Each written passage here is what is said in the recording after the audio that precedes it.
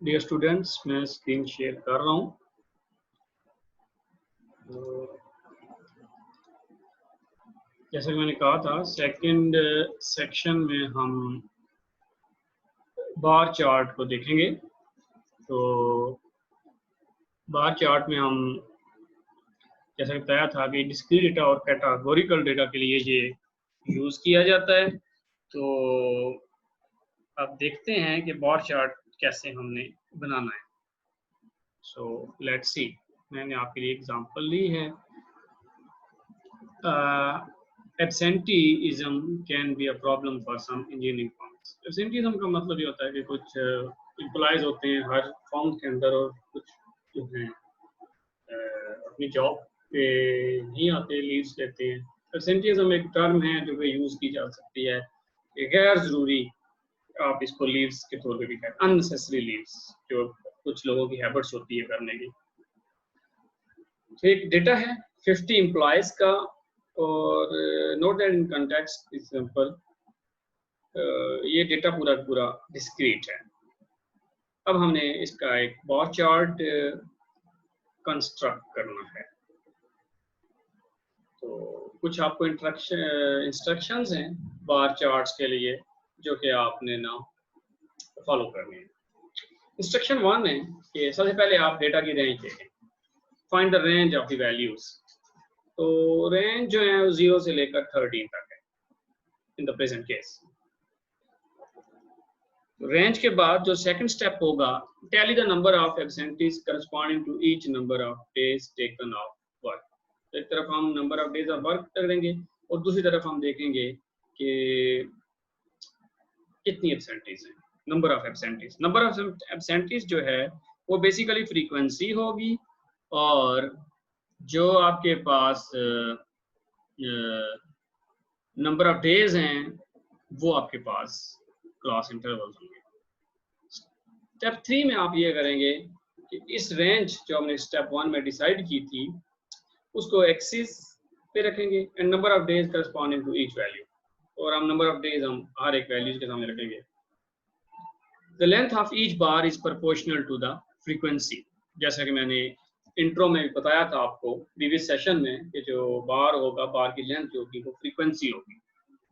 तो आए फिर इस बार को अगर आप देखें तो ये बार जो है ये अगर हम फ्रीक्वेंसीज ऑफ एब्सेंटीज जो हैं, एब्सेंसीज हॉरिजॉन्टल पे रखें और डेज एब्सेंट हम वर्टिकल पे रख लें, तो ये कुछ बार चार्ट बना है।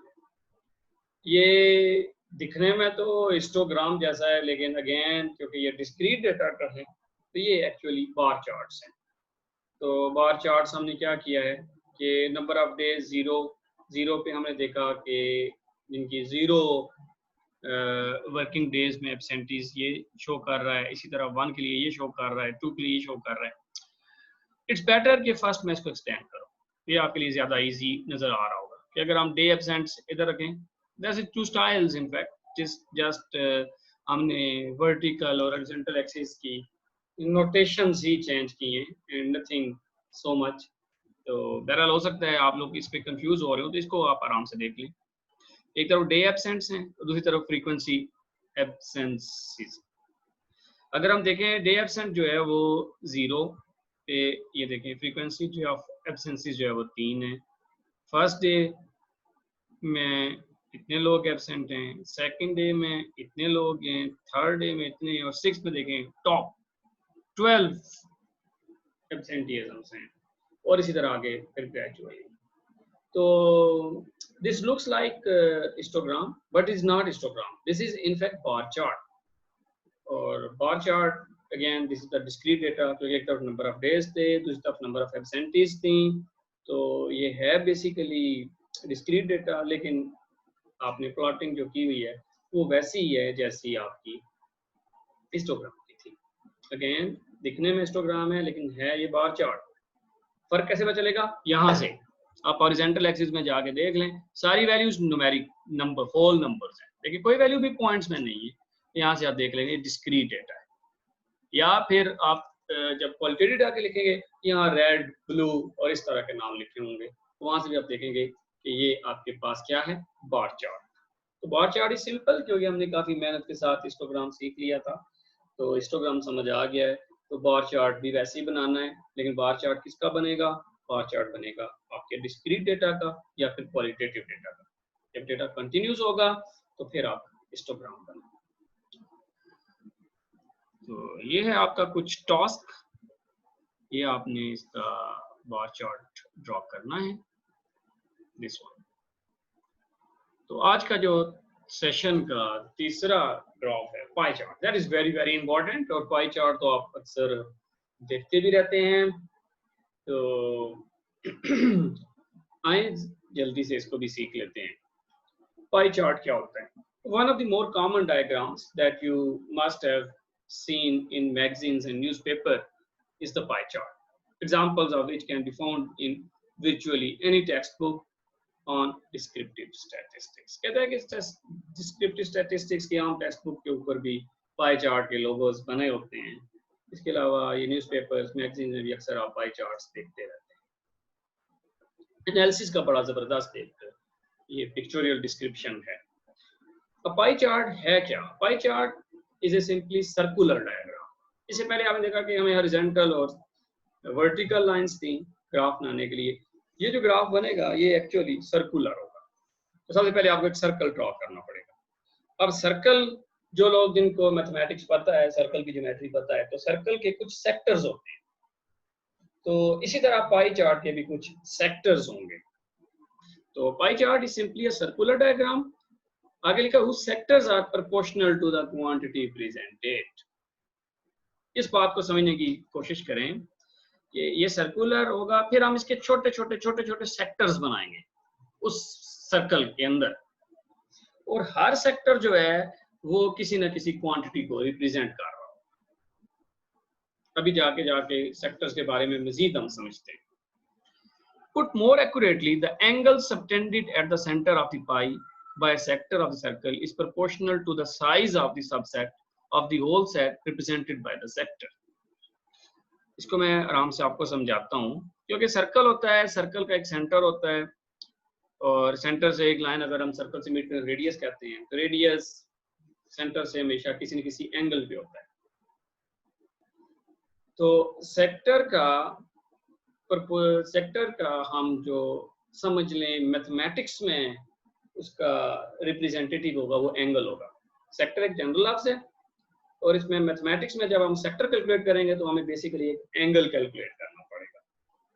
तो आगे जाके हम इसको देखते हैं, मैं उधर जाके आपको कंप्लीटली समझाता भी हूँ एग्जांपल में। थोड़ा सा इसकी इंट्रोडक्शन तो देख लेते हैं। The whole set is of course represented by whole circle. Whole set का मतलब ये होता है कि फॉर एग्जांपल एक यूनिवर्सिटी में मेल स्टूडेंट्स भी हैं, फीमेल स्टूडेंट्स भी हैं, तो टोटल स्टूडेंट्स आपके पास आ गए, टोटल स्टूडेंट्स पूरा एक सर्कल। अगर हम सिर्फ मेल और फीमेल स्टूडेंट्स की बात करेंगे तो इसके दो सेक्टर्स बनेंगे, एक मेल के लिए, एक फीमेल के लिए। लेट्स सपोज मैं कहता हूँ कि 40% फीमेल हैं, 60% मेल हैं, तो फिर 40% छोटा सेक्टर होगा फीमेल्स का, और लार्जेस्ट सेक्टर होगा remaining sector for the male students.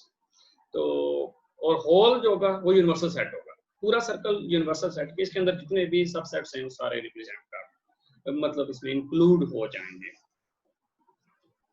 आए एग्जांपल से मजीद समझते हैं, क्योंकि अभी तक तो आपने ज़हन में पता नहीं क्या इसकी इमेजिनेशंस बना ली होंगी।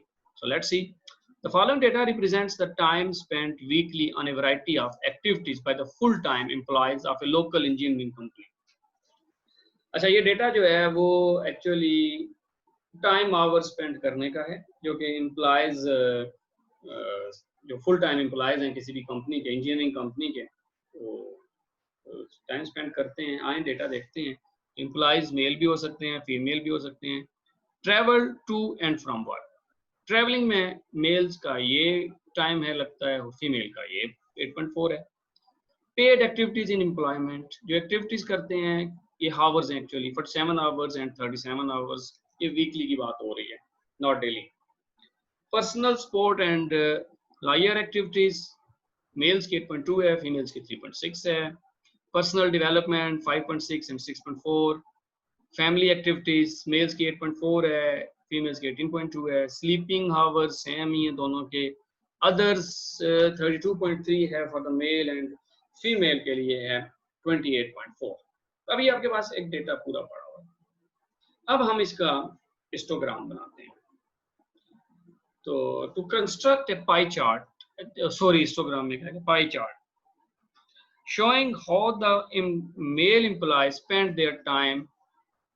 हम ये देखना चाहते हैं कि जो मेल पार्टिसिपेंट्स हैं वो किस तरह टाइम स्पेंड करते हैं। मतलब आपने पाई चार्ट फर्स्ट 2 कॉलम्स का बनाना है।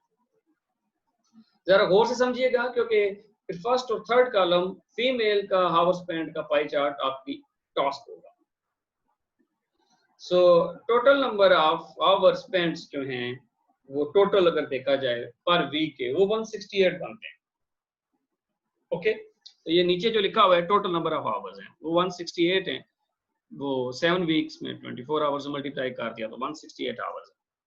तो हमें टोटल आवर्स पता होना चाहिए, उनमें से इतने इतने आवर्स इस एक्टिविटी के लिए। अब समझ आ रही बात आपको? इसका मतलब है जो पाई चार्ट होगा उसमें एक सेक्टर इसके लिए होगा, ट्रैवल टू फ्रॉम वर्क, एक सेक्टर पेड एक्टिविटीज के लिए होगा, एक सेक्टर पर्सनल सपोर्ट के लिए होगा, एक सेक्टर पर्सनल डेवलपमेंट के लिए होगा, एक सेक्टर फैमिली एक्टिविटीज के लिए होगा, और एक सेक्टर स्लीप के लिए होगा, और एक सेक्टर अदर के लिए होगा। 7 सेक्टर्स होंगे टोटल आप इस पाई चार्ट के। Keep it in mind. सबसे पहले क्या करना है आपने पाई चार्ट बनाने के लिए, आपको थोड़ा डेटा रीअरेंज करना पड़ेगा। आइए देखते हैं वो कैसे। Express the time spent on any given activity as proportional to the total time. सबसे पहले हम हर एक्टिविटी का टाइम टोटल एक्टिव टाइम के साथ निकालेंगे। मिसाल के तौर पर देखें, ट्रैवल टू के लिए 10.5 थे, तो टोटल के लिए इसकी रेशो बनेगी 10.5 डिवाइडेड बाय आउट ऑफ 168। तो इस तरह की आपने रेशो कैलकुलेट करनी है टोटल के साथ। फिर क्या करना है, मल्टीप्लाई द नंबर बाय 360।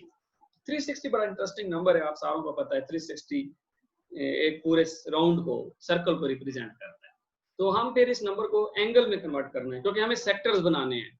और थोड़ी देर पहले मैंने कहा था कि सेक्टर्स के लिए मैथमेटिक्स का जो है रिप्रेजेंटेटिव वो एंगल है, तो हमें एंगल कैलकुलेट करना पड़ेगा।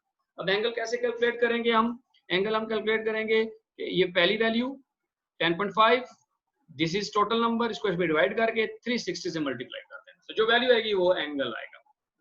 फिर आपने draw chart consisting of 6 sectors, 6 sectors का आपका चार्ट बन जाएगा, having the angles given below in the chart. जरा देखते हैं, सबसे पहले जो मैं बात कर रहा हूँ वो मैं एक टेबल में समराइज किया। ये देखें, travel to and from work 10.5 था, इसको मैंने 168 में डिवाइड कर दिया। अब सेक्टर एंगल निकालने के लिए मैंने क्या किया, 10.5 को 168 डिवाइड किया और 360 से मल्टीप्लाई किया, तो मेरे पास आंसर है 22.5। तो ट्रैवल टू के लिए सेक्टर आ गया 22.5। बिल्कुल इसी तरह पेड एक्टिविटीज के लिए स्पेंट आवर्स थे 47, टोटल आवर्स थे 168, हमने 47 को 168 में डिवाइड किया और 360 से मल्टीप्लाई करेंगे तो हमारे पास सेक्टर एंगल आ जाएगा, और जो कि कैलकुलेशन के बाद आता है 100.7।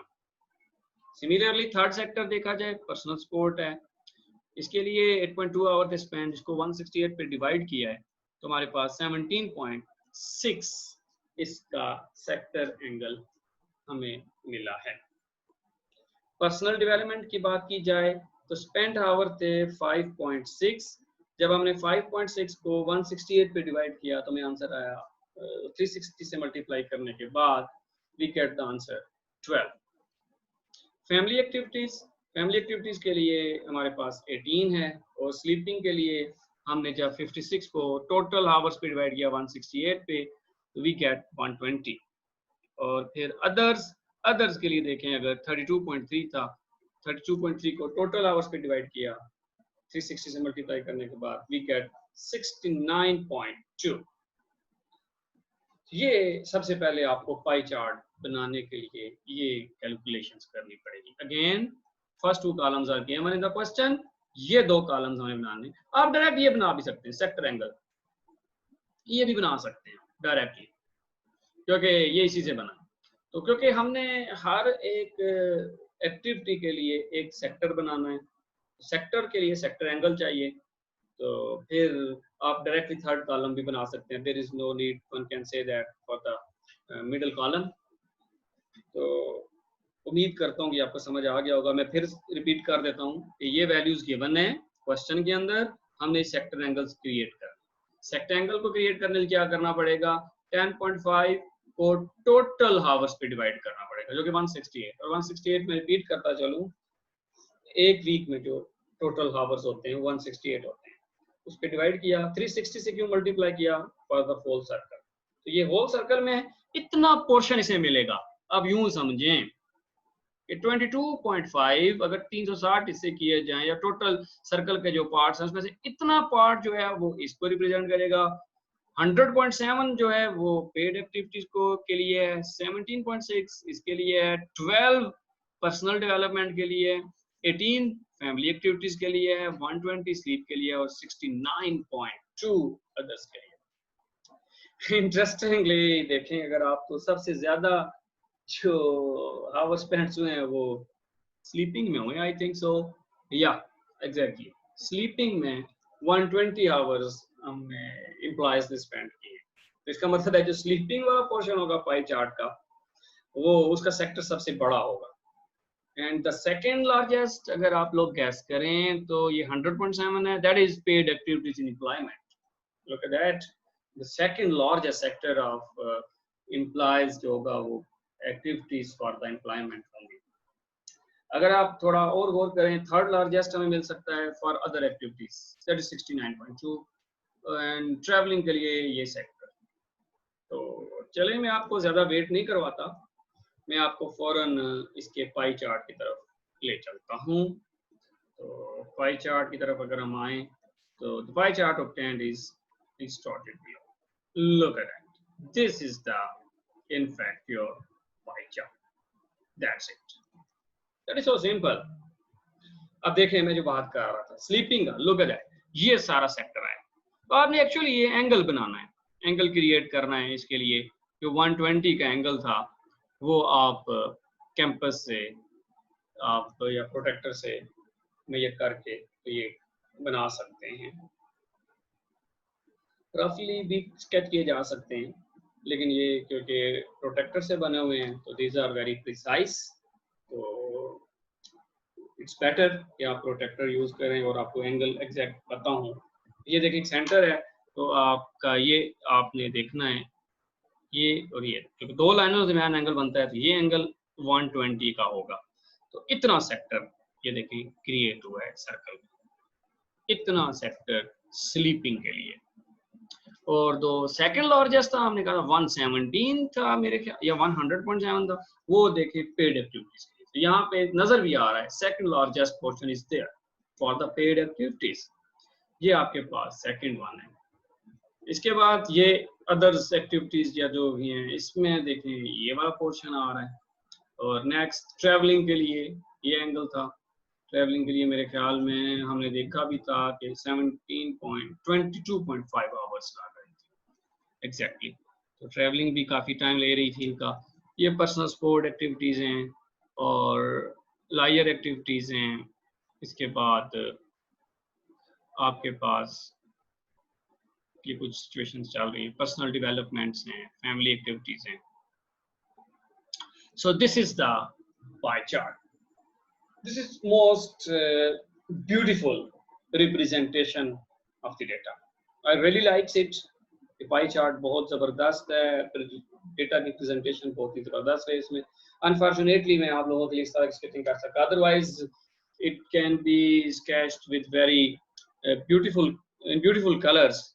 कि अगर मैं इसको it's better इसको हम green करते, this portion will be yellow, this will be blue, this will be something red, this is like orange color, and so on.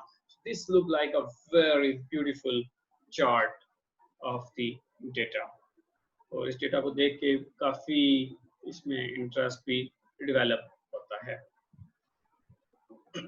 तो डियर स्टूडेंट्स, आज आपने 3 representation of the data सीखी है। The one is histogram, जो कि क्या था, set of rectangles था, and histogram is made for continuous data. The second one था bar chart, इसमें हम फ्रिक्वेंसी पॉलीगॉन्स भी सीख लिया था हिस्टोग्राम में कि अगर एक ऐसी कर्व खींची जाए जो कि टॉप्स ऑफ द ब्लॉक और उनको सेंटर से छूती हुई गुजरे, उसको फ्रीक्वेंसी पॉलीगॉन भी कहते हैं। सेकंड वन था bar chart for the discrete and qualitative data. The length of the bar is proportional to the frequency of the data. Third one is the most attracting one is pie chart. Pie chart is actually circular diagram and it consists of various sectors, and every sector is in fact representing the activity. जैसा कि अभी हमने एक detail example में ये एक pie chart को understand किया। इसमें अगेन मैं थोड़ा सा रिपीट करता चलूं कि आप लोगों को जो मेहनत करनी होगी वो एक कॉलम बनाना है जिसको कहते हैं हम सेक्टर एंगल। अब सेक्टर एंगल का मतलब क्या है? Representative part divided by total part. आप ये भी कर सकते हैं कि अगर आप सोच रहे हो जैसे अब टोटल नंबर ऑफ वीक्स में आवर 168 हैं, तो यहाँ पे कुछ स्टूडेंट सोच रहा है कि कोई और ऐसी एक्टिविटी आ जाए, लाजमी तो नहीं जब मैं वीक्स ही हूँ, अब टोटल कैसे करेंगे? तो आप यहाँ पे चुप करके इस कॉलम को टोटल कर लें, इसको टोटल कर लें और फिर इसको इससे डिवाइड करते जाए। अंडरस्टैंड? समेशन एफ समझ लेना, एफ के पूरे कॉलम को, फ्रीक्वेंसी के सारे कॉलम को जमा कर लें, एक नंबर आपके पास आएगा, वो नंबर यहाँ पे नीचे आ जाएगा, दिस डिवाइडेड बाय नंबर, और यहाँ पे कांस्टेंट है 360, तो ये इसको पोर्शन मिल जाएगा। सिमिलरली ये इसका रिप्रेजेंटेटिव पार्ट है ना, divided by total part multiplied by this, तो ये इसका पोर्शन निकला है। इसी तरह आपके लिए थर्ड फोर्थ, तो मैं अगेन रिपीट करता हूँ, 168 यहाँ से तो हमने फौरन निकाल लिया था क्योंकि एक वीक में 24 आवर्स होते हैं, तो हमने 7 को 24 से मल्टीप्लाई करके 168 लिख लिया था। लेकिन आपने क्या करना है, आपने अगर कोई और एक्टिविटी हो तो आप इस फ्रीक्वेंसी वाले कॉलम को ऐड कर देंगे, ऐड करके जो आंसर आएगा आप representative part divided by total value multiplied by 360, you will get the sector angle.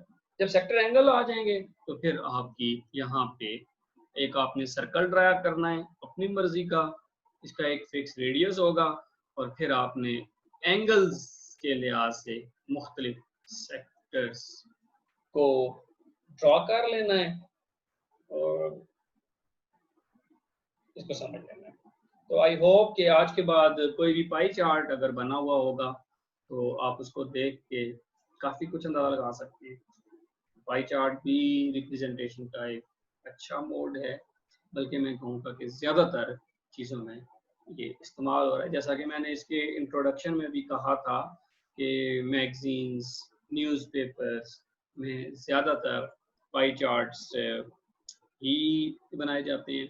इसके अलावा जैसे मैंने कहा था कि मुख्तलिफ स्टैटिस्टिक्स की बुक्स के जो फ्रंट पेजेस होते हैं उन पे भी पाई चार्ट डायग्राम कोई जगह मिलती है due to its fantastic look. I hope कि आज के इस लेक्चर में आप लोगों को एटलीस्ट ये 3 या 4 रिप्रेजेंटेशन ऑफ डायग्राम्स जो हैं वो समझ आ गए होंगे। लास्टली इसके लिए एक आपके लिए टास्क है, और टास्क मैंने कहा था कि अभी मैंने मेल्स के लिए बनाया है, तो आपने क्या करना है, construct a pie chart for the female employees of the company and use both it in the pie chart in figure 3 to comment on any differences between male and female employees that are illustrated। तो आपने ये करना है कि mail का तो मैंने बना दिया है, फीमेल का आपने बनाना है, फिर आपके पास 2 पाई चार्ट आ जाएंगे, फिर आपने डिफरेंसेस को जरा कमेंट करना है, क्या डिफरेंस है। जैसे हमने एक ह्यूज डिफरेंस डिफरेंस तो नहीं कहना चाहिए, सिमिलरिटी के स्लीपिंग आवर्स सेम थे वेदर इट इज मेल और फीमेल, तो ये सिमिलैरिटीज। फिर इसी तरह आपने डिफरेंसेस देखने हैं, इट मींस के मेल्स कितना अपनी ट्रैवलिंग पे स्पेंड कर रहे हैं आवर्स, फीमेल्स कितना कर रही हैं। सेकेंडली पर्सनल डेवलपमेंट्स पे मेल्स कितना कर रहे हैं, फीमेल्स कितना कर रही हैं। इसके अलावा एम्प्लॉयमेंट्स के लिए एक्टिविटी जो है मेल्स के कितने स्पेंड आवर्स हैं, तो आपने थोड़ा इसके बारे में कमेंट करना है। तो पाई चार्ट बनाने के बाद तो पाई चार्ट्स को देख के आपने कमेंटिंग करनी है। तो आपने ज़रा स्क्रीन की शेयरिंग ऑफ करके आपको अनकमेंट करूँगा ताकि आप जो है ना क्वेश्चंस कर सकें, जो भी relevant questions. Okay, that's it, I think so.